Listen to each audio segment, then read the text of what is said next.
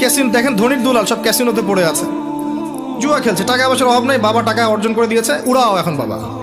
আর যদি একটু পাওয়ার থেকে যায়, সোশ্যাল পাওয়ার বা পলিটিক্যাল পাওয়ার, তাহলে তার কথাই নাই, তার 7 খুন মাফ, সে যা করবে তাই মাফ।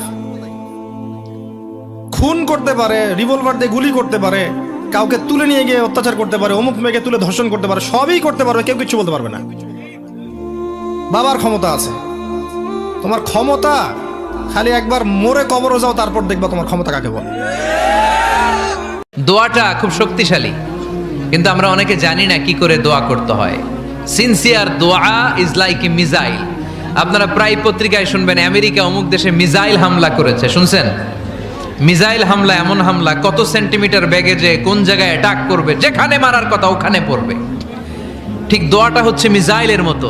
আপনি যদি দোয়ার মতো দোয়া করতে জানেন, ওই দোয়াটাও জায়গা মতো যে ভেদ করবে। চিল্লা এখন ঠিক কিনা? কিন্তু আমরা দোয়া করতে জানি না, কি করে দোয়া করতে হয় এটা জানি না। বিশ্বনবীকে আল্লাহ বললেন, নবী ফাইদা ফারাগতা ফানসব, যখন আপনি অবসর হবেন তখন আপনি দোয়া করেন, আল্লাহর কাছে চান। বেশি বেশি চাইলে খুশি হয় কে?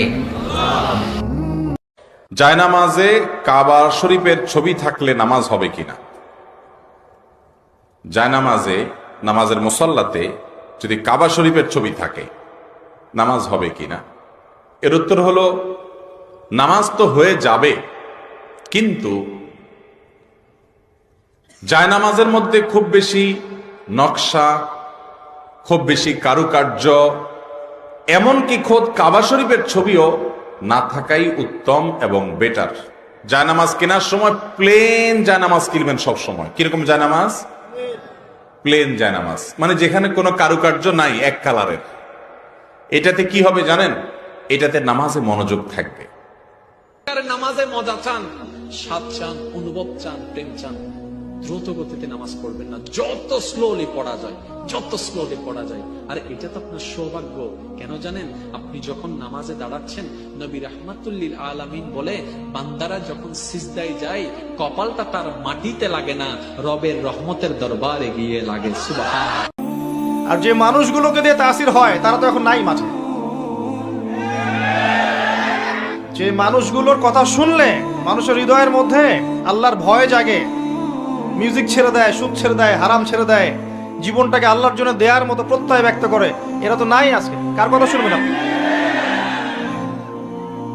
তো শুধু শোনা নয়, শোনা অনুযায়ী আমলের প্রয়োজন আছে। আর এই আমলের সবচেয়ে সেরা এক্সাম্পল হচ্ছে আমাদের নবী, প্রিয় নবী সাল্লাল্লাহু আলাইহি ওয়াসাল্লাম। তার জীবন যেভাবে কেটেছে সেইভাবে দিনরাত কাটান, ইনশাআল্লাহ আপনি সফল হয়ে যাবেন ইনশাআল্লাহ। এটা শর্টকাট কোনো টেকনিক নাই। আম্মা জানা এসে বলতো, লাকুম শামসুন ওয়া লানা শামসুন, তোমাদের জন্য একটা সূর্য আছে, কিন্তু আমি আয়েশার জন্য আলাদা একটা সূর্য আছে। তোমাদের সূর্যটা প্রতিদিন সকালবেলা পূর্ব আকাশে উদিত হয়ে গোটা দুনিয়াটারে আলোকিত করে দেয়, আর আমার সূর্যটার নাম হলো মুহাম্মদ সাল্লাল্লাহু আলাইহি ওয়াসাল্লাম। মসজিদে নববীতে এশার নামাজের পরে আমার সূর্যটা আমার ঘরে উদিত হয়। তোমাদের সূর্য সকালবেলা পূর্ব আকাশে উঠে গোটা দুনিয়াটারে আলোকিত করে, আমার সূর্য মুহাম্মদ এশার নামাজের পরে আমার ঘরের ভেতরে যখন উকি দেয়, আমার পুরো ঘরটারে আলোকিত করে দেয় কে? এত সুন্দর চেহারা ছিল, ওনার চেহারার নূর দিয়ে হারানো সুই খুঁজে পেয়েছে বিশ্বনবীর স্ত্রীরা। চিল্লায় করে আল্লাহু আকবার।